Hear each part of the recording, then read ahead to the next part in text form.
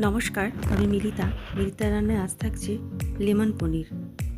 Lemon পনির করার জন্য আমি কিছুটা পরিমাণে পনির নিয়েছি এবং এইভাবে আমি যেভাবে দেখাচ্ছি সেইভাবে কেটে নিয়েছি। আপনারা চাইলে অন্যভাবে কেটে নিতে পারেন। দিয়ে দিচ্ছি এর মধ্যে চিলি ফ্লেক্স আর সামান্য অরিগ্যানো।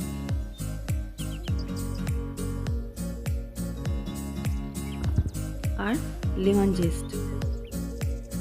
সমস্তগুলো দিয়ে খুব ভালোভাবে পনিরের গায়ে মাখিয়ে নেব। মাখানো হয়ে গেলে 5 থেকে 10 মিনিট এটা আমরা রেখে দেবো।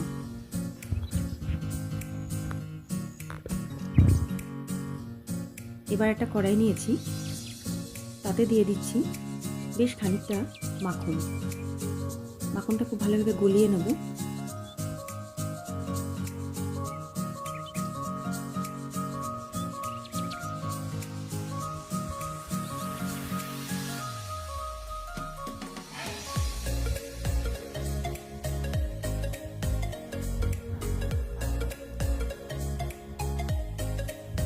মাখন পুরোপুরি গলে গেলে এর মধ্যে দিয়ে দিচ্ছি 1 চামচ রসুন কুচি আর 1/2 চামচ আদা কুচি। এখানে রসুনটা আমরা বেশি দিয়েছি, তাতে রান্নার স্বাদটা সুন্দর লাগবে, খেতে ভালো লাগবে। যেন রসুন কুচি আপনারা একটু বেশি দেবেন আদার পরিমাণে। খুব ভালোভাবে এটা ভেজে নেব। ভাজা হয়ে গেছে, একটা সুন্দর গন্ধ বেরিয়ে এসেছে। এই সময় দিয়ে দিচ্ছি খানিকটা লবণ পরিমাণ মতন।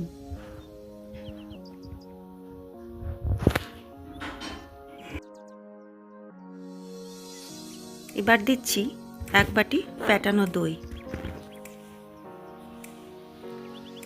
দইটা দেওয়ার সাথে সাথে খুব ভালোভাবে নাড়াচাড়া করবো যাতে দইটা ফেটে না যায়। দিচ্ছি 1 চামচ চিনি আর 1 চামচ লেবুর রস। আবার খুব ভালোভাবে নাড়াচাড়া করে নেব। এবার দেব ফ্রেশ ক্রিম বেশ খানিকটা পরিমাণে। এখানে মোটামুটি আমি 4 থেকে 5 চামচ মতন ফ্রেশ ক্রিম দিয়েছি। খুব ভালোভাবে আমরা নাড়াচাড়া করে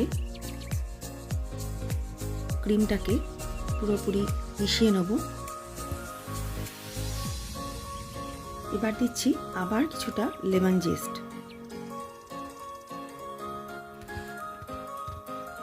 ঘন হয়ে এসেছে, ফুটে উঠলে এর মধ্যে দিয়ে দিচ্ছি ম্যারিনেট করে রাখা পনির।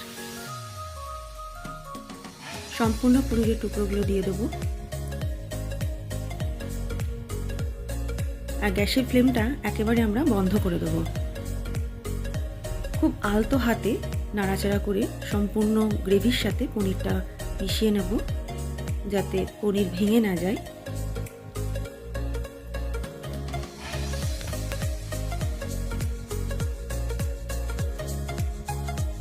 এবার ধনেপাতা কুচি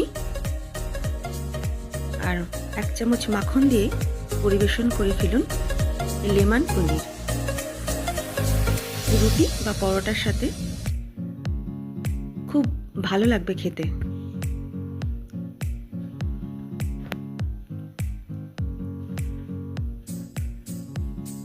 আমার এই রেসিপি আপনাদের কেমন লাগলো অবশ্যই আমাকে কমেন্টে জানাবেন। সাথে থাকবেন যাতে আমি আরও ভালো ভালো রেসিপি আপনাদের কাছে নিয়ে আসতে পারি। ভালো লাগলে অবশ্যই লাইক এবং শেয়ার করবেন।